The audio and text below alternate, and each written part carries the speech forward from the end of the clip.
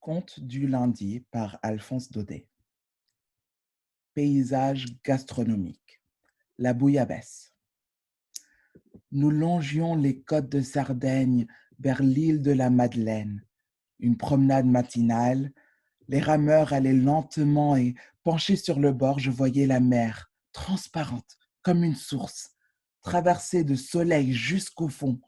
Des méduses, des étoiles de mer s'étalaient parmi les mousses marines, de grosses langoustes donnaient immobiles en abaissant leurs longues cornes sur le sable fin. Tout cela vu à 18 ou 20 pieds de profondeur, dans je ne sais quelle facticité d'aquarium en cristal. À l'avant de la barque, un pêcheur debout, un long roseau tendu à la main, faisait signe aux rameurs. Piano, piano. Et tout à coup, entre les pointes de sa fourche, tenait suspendue une belle langouste qui allongeait ses pattes avec un effroi encore plein de sommeil. Près de moi, un autre marin laissait tomber sa ligne à fleur d'eau dans le sillage et ramenait des petits poissons merveilleux qui se coloraient en mourant de 1000 nuances vives et changeantes. Une agonie vue à travers un prisme. La pêche finie, on aborda parmi les hautes roches grises. Le feu fut vite allumé, pâle dans le grand soleil. De larges tranches de pain coupées sur de petites assiettes de terre rouge, et l'on était là, autour de la marmite, l'assiette tendue, la narine ouverte. Était-ce le paysage, la lumière, cet horizon de ciel et d'eau? Mais je n'ai jamais rien mangé de meilleur que cette bouillabaisse de langouste. Et quelle bonne sieste ensuite sur le sable! Un sommeil tout plein du bercement de la mer où les 1000 écailles luisantes des petites vagues papillotaient encore aux yeux fermés. L'aioli. On se serait cru dans la cabane d'un pêcheur de Théocrite, au bord de la mer de Sicile. C'était simplement en Provence, dans l'île de Camargue, chez un garde-pêche. Une cabane de roseaux, des filets pendus au mur, des rames, des fusils. Quelque chose comme l'attirail d'un trappeur, d'un chasseur de terre et d'eau.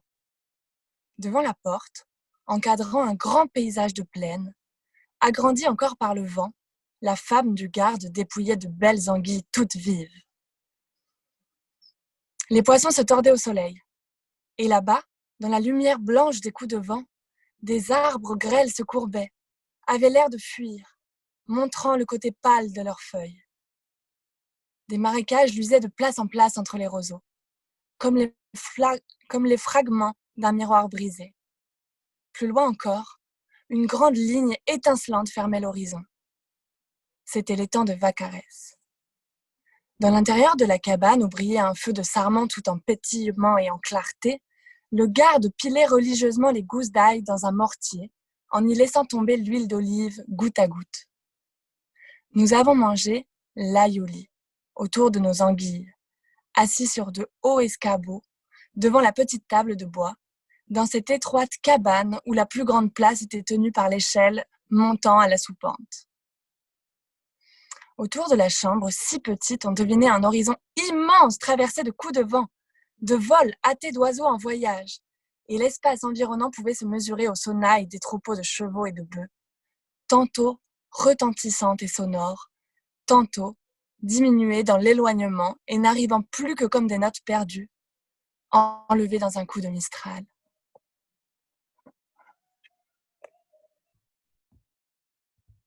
Le couscous.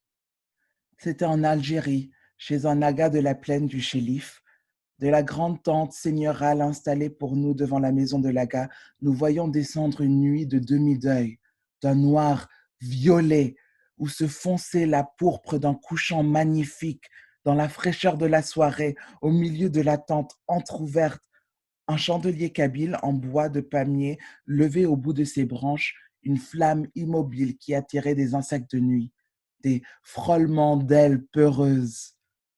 Accroupis, tout autour, sur des nattes, nous mangions silencieusement. C'étaient des moutons entiers, tout ruisselant de beurre qu'on apportait au bout d'une perche, des pâtisseries au miel, des confitures musquées, et enfin, un grand plat de bois où des poulets s'étalaient dans la semoule dorée du couscous. Pendant ce temps-là, la nuit était venue. Sur les collines environnantes, la lune se levait, un petit croissant oriental où s'enfermait une étoile. Un grand feu flambait en plein air devant la tête, entouré de danseurs et de musiciens. Je me souviens d'un nègre gigantesque, tout nu, sous une ancienne tunique des régiments de légers, qui bondissait en faisant courir des ombres sur toute la toile. Cette danse de cannibales, ces petits tambours arabes haletant sous la mesure précipitée, les aboiements aigus des chacals qui se répondaient de tous les coins de la plaine. On se sentait en plein pays sauvage. Cependant, à l'intérieur de la tente, cet abri des tribus nomades qui ressemble à une voile fixe sur un élément immobile, l'aga dans ses bournoux de laine blanche me semblait une apparition des temps primitifs. Et pendant qu'il mangeait son couscous gravement, je pensais que le plat national arabe pourrait bien être cette manne miraculeuse des Hébreux dont il est parlé dans la Bible. La polenta. La côte corse, un soir de novembre. Nous abordons sous la grande pluie dans un pays complètement désert. Des charbonniers lucquois nous font une place à leur feu, puis un berger indigène, une espèce de sauvage tout habillé de peau de bouc, nous invite à venir manger la polenta dans sa cabane. Nous entrons, courbés, rapetissés, dans une hutte où l'on ne peut se tenir debout. Au milieu, des brins de bois vert s'allument entre 4 pierres noires. La fumée qui s'échappe de là monte vers le trou percé à la hutte, puis se répand partout, rabattue par la pluie et le vent.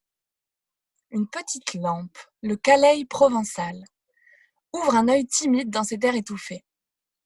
Une femme, des enfants apparaissent de temps en temps quand la fumée s'éclaircit, et tout au fond un porc grogne.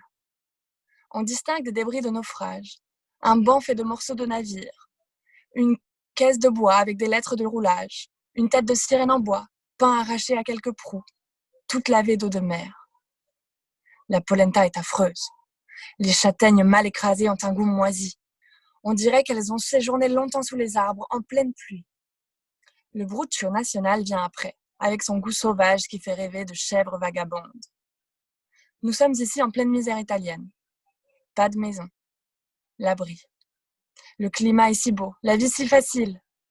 Rien qu'une niche pour les jours de grande pluie. Et alors qu'importe la fumée, la lampe mourante, puisqu'il est convenu que le toit, c'est la prison et qu'on ne vit bien qu'en plein soleil.